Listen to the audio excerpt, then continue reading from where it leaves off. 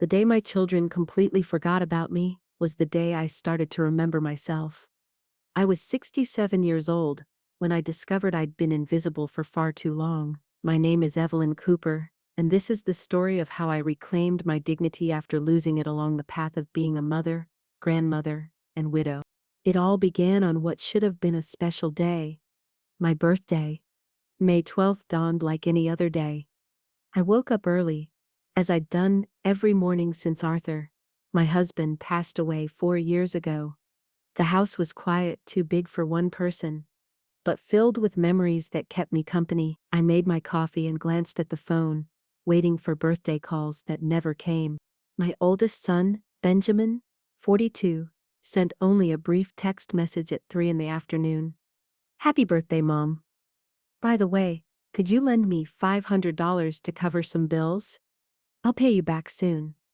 No call, no visit, just a request for money disguised as a greeting.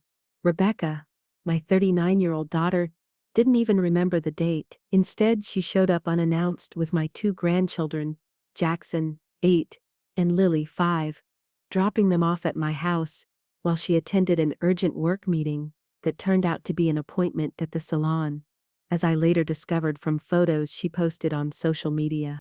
And William, my youngest son at 36, who still lived with me, woke up late as usual, wandered through the kitchen, grabbed some food, and left without saying a word, as if I were just another piece of furniture. He'd been job hunting since finishing college, but his searches always ended on the couch, in front of the TV, or at his friends' houses. As I prepared snacks for my grandchildren that afternoon, I felt a weight in my chest that wasn't just sadness. It was something deeper. The painful certainty that I had become someone my own children only remembered when they needed something. I wondered when this process of invisibility had begun, when I'd stopped being Evelyn and became simply Mom or Grandma, as if those roles erased my identity as a person. The sound of the doorbell interrupted my thoughts. It was Dorothy, my 69-year-old neighbor, with a small cake in her hands. "Happy birthday, Evelyn," she said with a warm smile. "I thought we could celebrate together." I invited her in, and while the kids played in the backyard, we sat in the kitchen with our coffee and the cake she had baked, especially for me. "Aren't your children coming to celebrate with you?" Dorothy asked, cutting a slice of cake. "They're busy," I replied automatically, the excuse I always gave, even to myself. But something broke inside me. Maybe it was Dorothy's kindness, or maybe I just couldn't contain what I was feeling anymore. The truth is, they barely remembered. Well, Benjamin did, but only to ask for money. Dorothy put down the knife on the plate and looked at me intently. "Evelyn, can I ask you something? When was the last time you did something just for you? Not for your children, not for your grandchildren. Something solely by and for Evelyn?" I didn't know how to respond. The words got stuck in my throat as I searched my memory. When was the last time I had thought of myself as a priority? I couldn't even remember. "That's what I thought," Dorothy said softly. "You know, my children live their own lives too. Caroline is in Seattle, and Greg is in Phoenix. But they call me every week, not to ask for favors but to know how I'm doing. They send me gifts, visit when they can. You know why?" I shook my head. "Because they learned that I have a life too. That I love them deeply, but that I don't exist just to serve them. When Frank died, 6 years ago, I decided it was time to remember who I was before I became a mother and wife. And my children respect that, because I respect myself first." Her words resonated with me with the force of a revelation. Did I respect myself? The answer was painfully clear: no. I had become a free babysitting service, cook, and bank. Always available. Always accommodating. Always invisible. "I don't know how to change this, Dorothy," I confessed as a tear rolled down my cheek. "It's been so many years." "It's never too late to remember who you are," she replied, taking my hand in hers. "Start with one small thing, something you've always wanted to do but kept putting off. And when your children ask for something, ask yourself, is this fair to me? If the answer is no, then learn to say that little word." That evening, After Rebecca picked up her children without even asking how my day had been, I sat in the living room with a notebook. I began to do something I hadn't done in decades: write down my thoughts and feelings. On those empty pages, I rediscovered the Evelyn I had been before maternal responsibilities and sacrifices blurred my outlines until I almost disappeared. I remembered that when I was young, I dreamed of learning to paint, that I liked classical music but never had time to listen to it, that there were so many books I wanted to read, so many places I wanted to visit. And what was stopping me now? Arthur had left me financially secure, with the house paid off, and considerable cedivus that I managed carefully. My children believed I lived modestly out of necessity, but the truth was that I had never allowed myself to spend on myself, because I always prioritized their needs. That night, I made a decision. It was time for change. Not abruptly or vindictively, but with the serene determination of someone who finally understands their own worth. I wrote out a plan, a small map toward my personal rediscovery, and fell asleep with a strange feeling of anticipation I hadn't felt in years. What I didn't know then was that this awakening of mine would trigger a family storm that would test not only my new resolution, but the very foundations of my relationship with my children. But it would also reveal hidden truths and open the possibility of building something new, something based not on obligation or habit, but on mutual respect. The sound of plates breaking woke me with a start. The next morning, I hurried downstairs to the kitchen to find William trying to make himself breakfast, with fragments of my favorite china scattered across the floor. "Sorry, Mom. The plate slipped," he said, making no attempt to clean up the mess. "Don't worry, I'll pick it up," I replied automatically, already bending down to gather the broken pieces. But then, I remembered my resolution from the night before. I straightened up slowly and looked at my son, who was already heading out of the kitchen as if the incident had nothing to do with him. "William," I called out in a voice that sounded different even to myself, "you broke the plates, you cleaned them up." He turned around, surprised. In his eyes I saw confusion, as if I were suddenly speaking a foreign language. "But Mom, I'm in a hurry. I've got a job interview on Sunday." He blushed slightly. "Well, I'm meeting a friend who might have something for me." "I understand. But before you go, clean up what you broke." "Mom, you always clean it up." "Not anymore." Those two small words, "not anymore," hung between us like a declaration of independence. William stared at me, as if assessing whether it was worth arguing.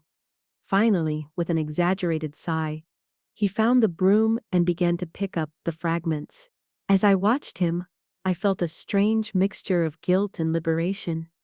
Why did I feel guilty for asking my adult son to take responsibility for his actions? That guilt was precisely part of the problem. For too long, I had confused being a good mother with being a doormat that everyone could wipe their feet on. "By the way," I said as William finished cleaning, "I want to talk to you tonight about your living situation here." "My situation?" he asked warily. "Yes. You've been living here since you finished college, without contributing to household expenses. I think it's time to establish some new rules." William's expression changed from surprise to indignation. "Are you charging me to live in my own house?" "This is my house, William. And you're 36 years old. It's normal for you to contribute financially or find your own place." "What's wrong with you, Mom? Why are you acting like this?" "I'm not acting. I'm being honest with you for the first time in a long time. We'll talk tonight." I turned and left the kitchen, my heart beating rapidly. I had never confronted any of my children like this before. It felt terrifying and, at the same time, incredibly liberating. That morning, after William left, without mentioning our pending conversation, I did something I had been postponing for years. I reviewed all my finances. Arthur had been methodical with our money, investing wisely, and leaving me well protected. I had continued to manage everything with the same prudence, but rarely used the resources for myself. Examining the account statements and investments, I confirmed what I already knew. I was in a much stronger financial position than my children imagined. In addition to the main house, we owned 2 rental properties that generated income that went directly into an account my children didn't know about. We also had investments in funds that had grown considerably in recent years. In total, my assets amounted to about $1.2 million, not counting the value of the house where I lived. My children had always assumed I lived modestly out of necessity, and I had never corrected that impression. Perhaps because I feared that if they knew the true situation, they would see me even more as a resource to exploit. Or perhaps, I thought sadly, because part of me believed that I only had value to them for what I could give them. The revelation of my economic strength gave me a confidence I hadn't felt in years. It wasn't about using money as a weapon or threat, but about recognizing my own power and autonomy. I picked up the phone and called Rebecca. Normally I would wait for her to contact me, but today was different. Today I was the one initiating the conversation. "Mom? Did something happen?" Her voice sounded surprised and slightly alarmed. It was sad to realize that a simple call from me seemed unusual to her. "Nothing serious happened, sweetheart. I just wanted to talk to you about the kids. Oh, could you watch them tomorrow? I have an important meeting, and Thomas is out of town." That's precisely what I want to talk about. I can no longer continue watching them without prior notice. There was a long silence on the other end of the line. "What do you mean without prior notice?" "I mean, I need you to notify me at least 3 days in advance if you need me to watch the children. I have my own activities and commitments." "What commitments, Mom? You never do anything." Her words hurt precisely because of their cruel honesty. It was true. I never did anything for myself. But that was about to change. "I'm starting painting classes on Mondays and Wednesdays," I replied with a calmness that surprised even me. It was a decision I had just made at that moment, but saying it out loud solidified it as a real commitment to myself. "And on Thursdays I have a book club with Dorothy and other friends." This last part wasn't true yet, but it would be soon. "Painting? Book club?" Rebecca sounded genuinely perplexed, as if I'd told her I was planning to climb Mount Everest. "Mom, are you okay? You're acting very strange." "I'm perfectly fine. I'm just reorganizing my life." "And what am I supposed to do with the kids when I need help?" "The same thing all mothers do. Organize in advance, hire a babysitter when necessary, coordinate with Thomas. I'll be happy to help you when I can, but I need you to respect my time and let me know in advance." Another silence, this one even longer than the previous one. When Rebecca spoke again, her voice had a defensive tone I knew well. "I see. I guess you're tired of your grandchildren." I took a deep breath before responding. This was exactly the tactic my children had always used, making me feel guilty for setting any boundaries. But it wouldn't work anymore. "I adore my grandchildren, Rebecca, and I love spending time with them. But I'm not your free 24/7 babysitter. I'm your mother, and I'm also a person with my own life." "Since when do you have your own life?" The tone was clearly mocking. "Since today," I replied simply. "I love you, sweetheart. We'll talk soon." I hung up before she could respond, my heart beating rapidly and my hands slightly shaking. But despite the nervousness, I felt stronger than I had in a long time. I had just taken the first step toward my visibility. The next step would be harder. That afternoon, after searching for information online, I signed up for an adult painting course at the local community center. I also booked a visit to the Contemporary Art Museum for the following Tuesday, something I had always wanted to do but never allowed myself. And as I prepared dinner, I couldn't stop thinking about the pending conversation with William. How would he react when I told him he had to start paying rent or move out? Would he see me as a cruel mother? Would he threaten to distance himself? The possibility hurt, but I was no longer willing to continue being a doormat. If he only loved me when I met his conditions, could that really be called love? The front door opened around 9 at night. William came in and headed straight for the stairs, avoiding the kitchen where I was. "William, come here for a moment, please," I called. We need to have that conversation. I heard him stop, sigh audibly, and then his footsteps approached the kitchen. He stood in the doorway, not fully entering, as if wanting to keep an escape route open. Sit down, please, I said, pointing to a chair. Would you like dinner? I already ate with the guys, he replied dryly. But he sat down. I sat across from him, organizing my thoughts. William, you've lived in this house since you finished college, 12 years ago. During all that time, you haven't contributed financially in any consistent way. Mom, I've told you 1,000 times that it's difficult to find work in my field. Your field is business administration, William. There is work, but it requires effort to find it. Are you calling me lazy now? I'm not labeling you. I'm just stating facts. And the fact is that, from now on, things are going to change. You have two options. You can stay here paying a monthly rent of $400, or you can find another place to live. His face transformed into a mask of disbelief. Are you kicking me out? I'm giving you options, like any adult would do with another adult. I'm not just your mother anymore, William. I'm a 67-year-old woman who deserves respect and consideration. This is about this morning, isn't it? Over some broken plates you want to charge me rent? No, son. This is about 12 years of broken plates, so to speak. 12 years of living without responsibilities, of treating me as if my only purpose was to serve you. He stood up abruptly, the chair screeching against the floor. I can't believe what I'm hearing. This is how you treat your own son. What kind of mother does that? I looked at him calmly, though inside I felt a storm of contradictory emotions. A mother who is also a person. William.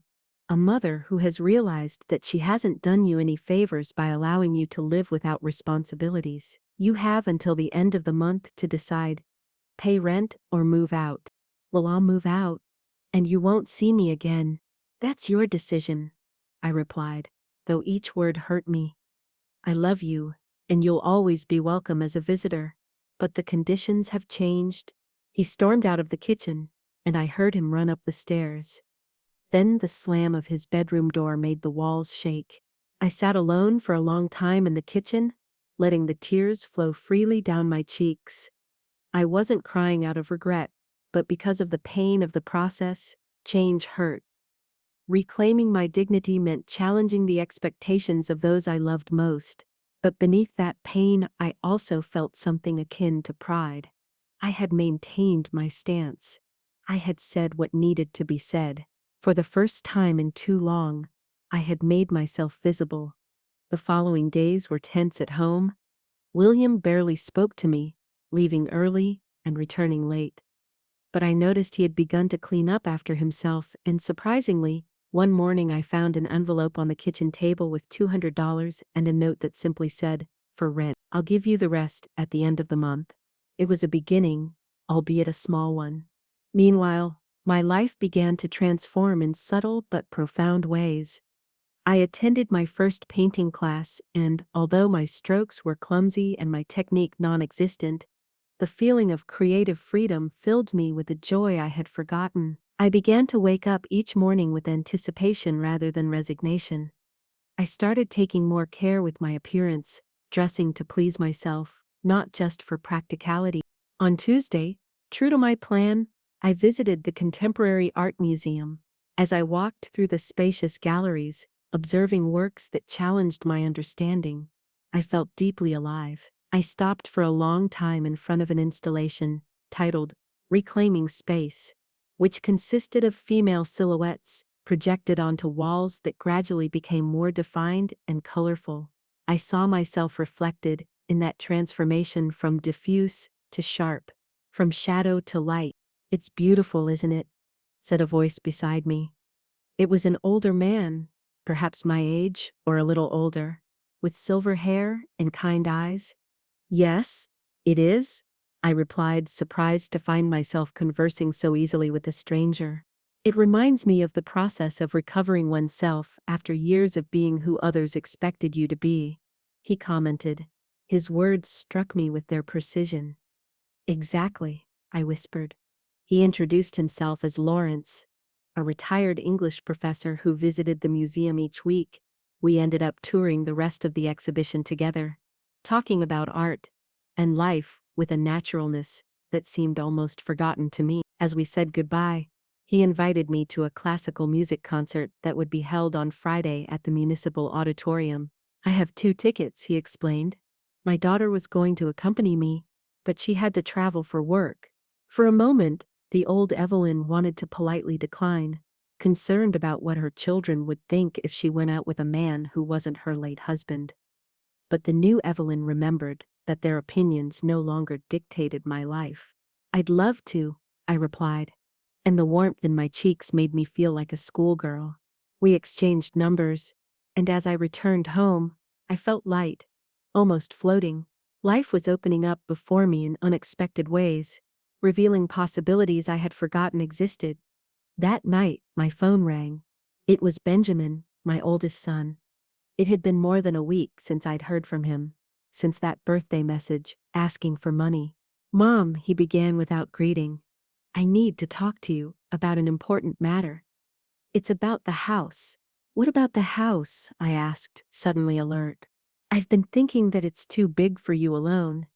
Maintaining it must be expensive and complicated. Maybe you should consider selling it and buying something smaller, more manageable." I contained the laughter threatening to escape from my throat. Was this the next assault? Now that William had probably told him about the rent, was Benjamin coming to suggest that I get rid of my home? "The house is perfectly fine for me, Benjamin, and the expenses are not a problem. But think about the practical side, Mom. You could buy a nice apartment in a safe area, close to our homes. The rest of the money would help you with your future expenses." "What future expenses, specifically?" There was an uncomfortable silence. "Well, age, medical care." "Benjamin," I interrupted firmly, "I appreciate your concern, but I'm not going to sell my house. And regarding money, I'm perfectly fine financially." "Mom, I don't want to sound insensitive, but with your pension you must barely cover basic expenses. It's not the time to be proud." I breathed deeply, containing my indignation. "Son, there's a lot you don't know about my finances. Your father and I were very careful with our investments." "Investments? What investments?" "That's something we'll discuss at another time, perhaps with all your siblings present. For now, you just need to know that I have no intention of selling this house and that my financial situation is solid." There was another silence, this one longer and loaded with confusion. "Mom, are you okay? You're acting different." "I'm better than ever, son. I'm simply being clearer about what I want and what I don't want." "Well," he finally said, in a resigned tone. "By the way, about that loan I mentioned the other day. I can't lend you money right now, Benjamin." "What?" "But you've always helped me when I needed it. And you've never repaid any of those loans," I replied. "They're not loans if there's no repayment, they're gifts. And I've decided to stop giving my money away without clear conditions." "This is incredible." His voice rose in pitch. "What's happening to you? First William tells me you're charging him rent. Now you refuse to help me with a simple loan? Don't you care about your family anymore?"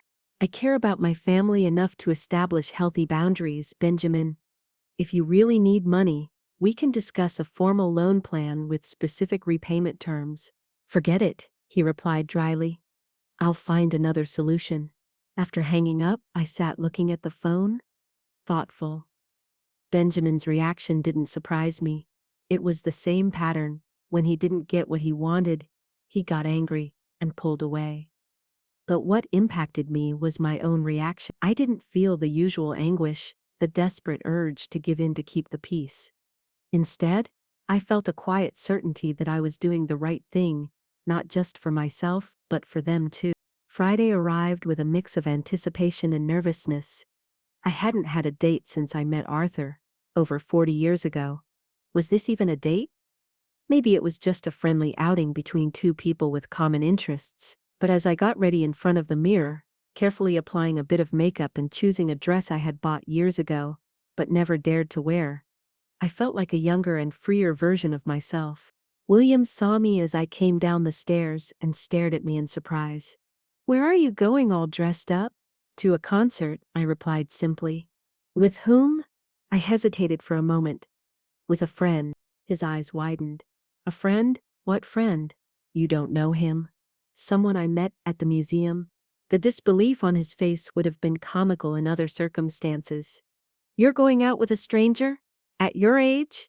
I laughed, genuinely amused. He's not a stranger, he's Lawrence. And yes, at my age I can still enjoy the company of other people. Mom, what's happening to you?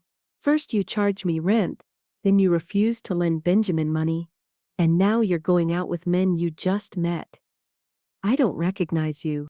I looked at him with a serene smile. Maybe you never really knew me, William. You always saw me as your mother, not as Evelyn. But I'm reclaiming Evelyn. And it turns out she's a woman with her own interests and desires. The doorbell rang before he could respond. Lawrence had come to pick me up. I said goodbye to William, who was still looking at me as if I'd grown a second head, and went out to meet my new friend. The concert was wonderful. The orchestra performed Mozart and Beethoven with a passion that resonated in my soul. Sitting next to Lawrence in the elegant auditorium, I felt part of a wider world that I had forgotten existed, a world of beauty and culture that had always called to me, but that I had postponed to attend to my family's needs. Afterward, we dined at a small Italian restaurant where the conversation flowed naturally, effortlessly. We talked about books, music, our families.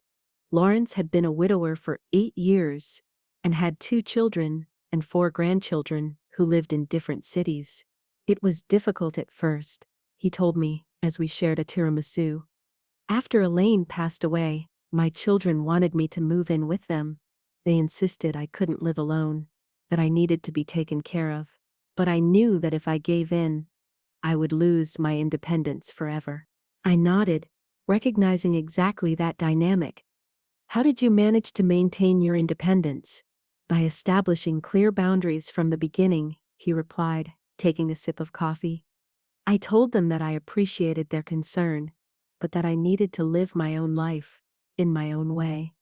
At first, they were upset, but over time they understood.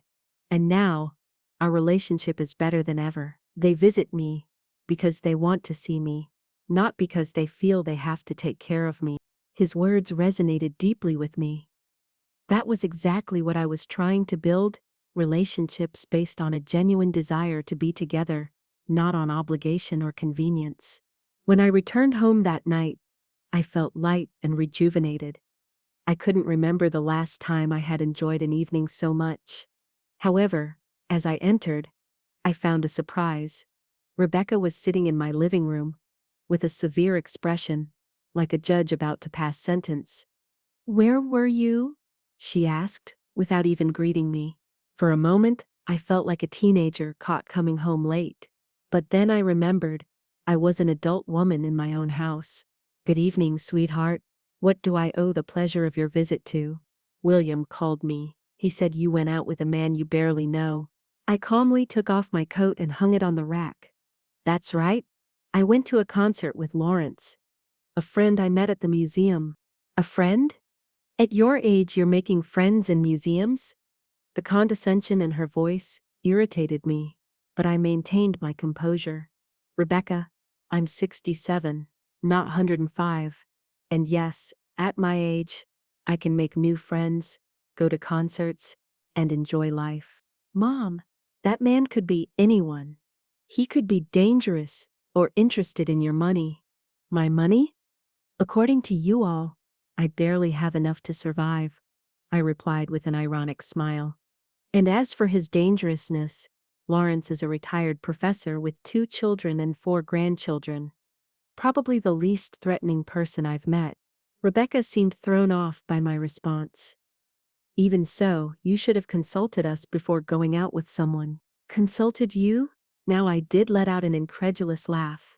Rebecca, I don't need permission from my children to live my life. It's not a matter of permission, it's a matter of respect. Dad has only been gone for 4 years, and you're already dating other men. I sat down across from her, feeling that the conversation required my full attention. Your father was the love of my life for 40 years. I loved him deeply and I miss him every day. But he's gone, and I'm still here. Must I spend the rest of my life alone, without companionship or joy, to respect his memory? Do you think that's what he would have wanted for me? It's not that, it's just that. It's just that you never imagined me as anything more than your mother and your father's wife. You never thought I might have my own desires and needs beyond those roles. She remained silent for a moment, and I saw a crack in her indignation. Mom, we're just worried about you. You've been acting very strange lately. First the thing about watching the kids, then William says you're charging him rent. Benjamin told me you refused to lend him money. And now this, you don't seem like yourself. Maybe because I'm finally being myself, Rebecca? For years I've existed primarily to satisfy everyone else's needs. Now I'm learning to live for myself too. And us? Don't you care about us anymore? Of course I care about you. I love you deeply, but loving you doesn't mean serving you unconditionally without expecting anything in return. Love should be reciprocal, based on mutual respect.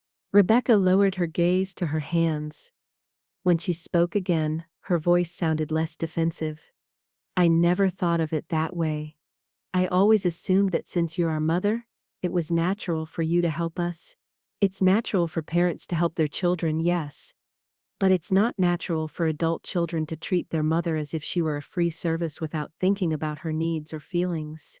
I'm sorry, she said softly, surprising me. I guess I've been so busy with my life that I didn't stop to think about yours. I reached out and took her hand. That's exactly what I'm trying to change. I want you to see me, Rebecca, not just as your mother or your children's grandmother, but as a complete person with her own life.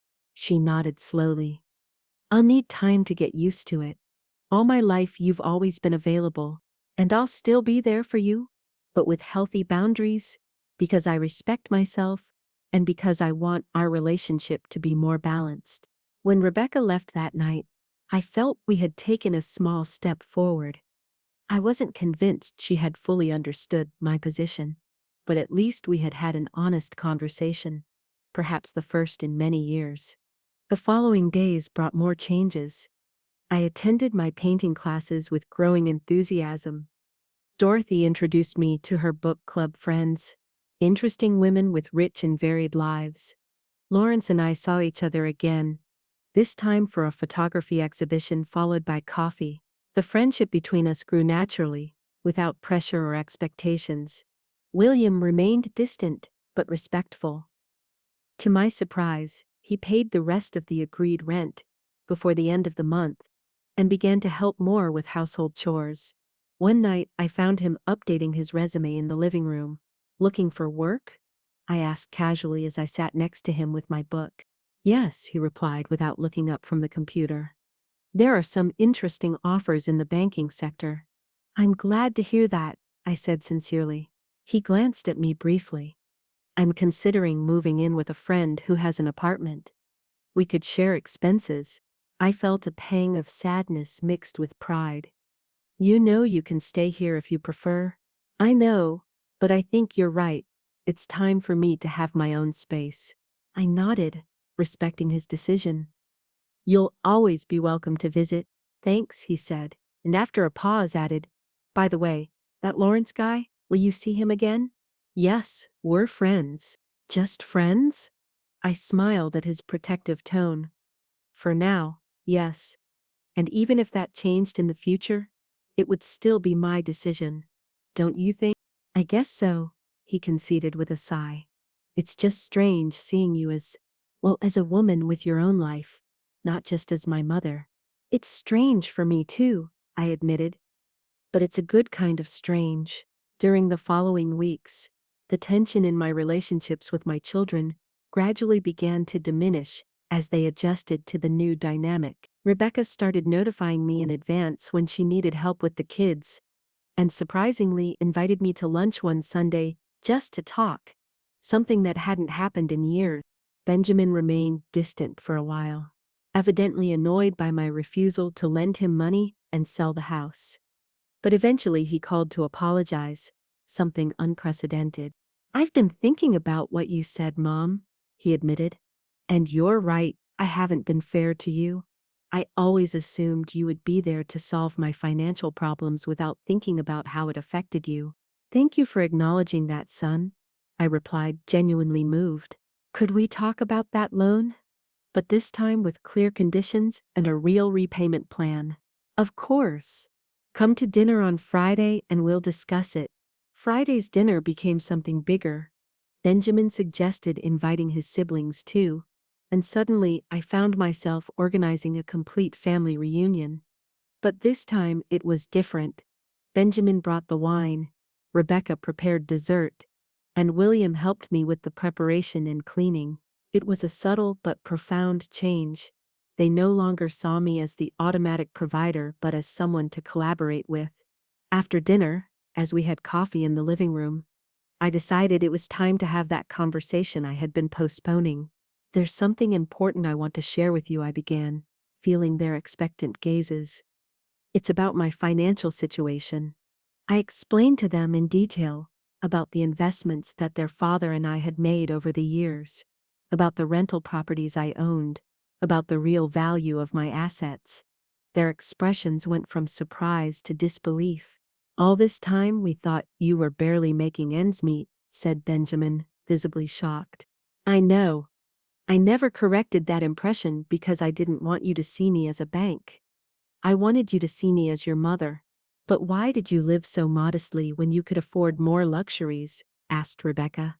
"Because luxuries never interested me as much as security, and because I always prioritized your needs over my desires."